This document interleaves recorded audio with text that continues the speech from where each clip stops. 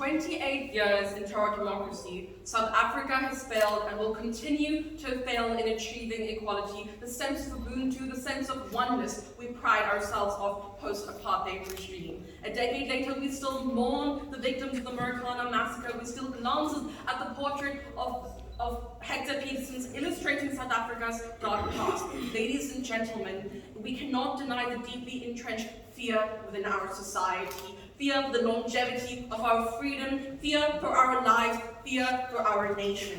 Terrified of each other, we stumble towards true equality and democracy. And as a proposition, we plead with you. Our history of violence and bloodshed is one of the past. It's no longer necessary in the making of a democracy. We think we're better to create a society in this manner.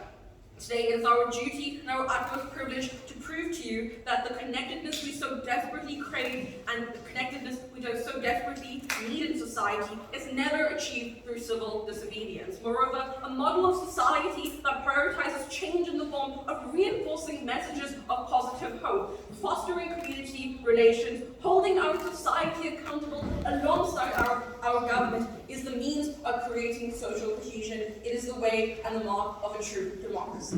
I'm Shreya Ramlakan, the first speaker of the proposition today. Greetings to the House at large.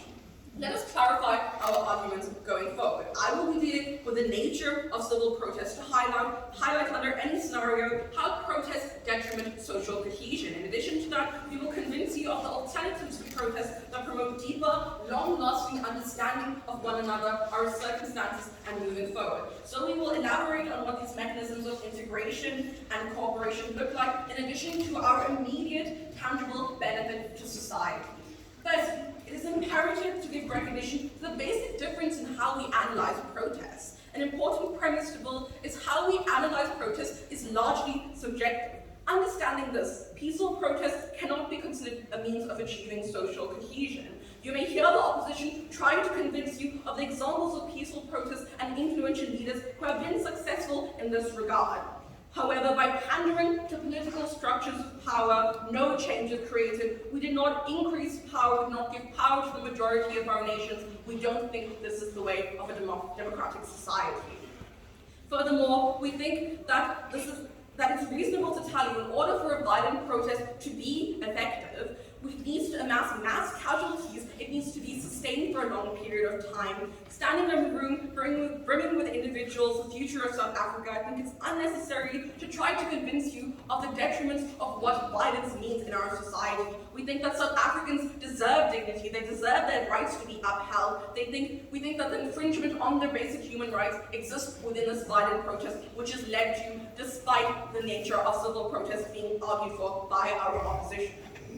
We think that South Africans deserve not to be pushed back into these spheres of fear that our leaders fought to eliminate. Protest in any form is counterintuitive to uniting vulnerable people in our society. Secondly, we think that there exists a far better method of achieving social cohesion in society. The baseline is that in order for change to be sustained and have a politically active generation that is focused on healing, change in our government initiatives is necessary. Change in our perceptions is necessary. With an unemployment rate of more than 63% for 15 to 24-year-olds, we see it fit to engage youth, particularly devastated by these inequalities, in addition to the pandemic's wrap, in programs that foster relations between communities of color. The mental barriers of frustration and fear are dissolved by continuous efforts in the larger society to strive for change. This looks like community collaborations and campaigns illustrating the successes of our integrations, much like the one we hold right here in this room today. Dedicating events to leaders such as Steve Biko served as a reminder of our past leaders' efforts to create the free society we live in. Events such as our local debating union that gives particularly colored Indian and Black learners a chance to share and learn from each other's experiences and grow the future generation. Ultimately, events like this promote mutually beneficial relationships. This ought to be our focus. We see the juxtaposition between the devastating events of July, the unrest, on both the Indian and the Black communities. Let us not continue to be enslaved by the mental hierarchy enforced by our apartheid government of the past. Let us move forward towards healing and speak about these experiences as we see done successfully in the TRC, as we see in the inclusion of more Black and in our literature syllabus. In conclusion, it's through events like this that I have the opportunity to present these arguments today. I thank you for that.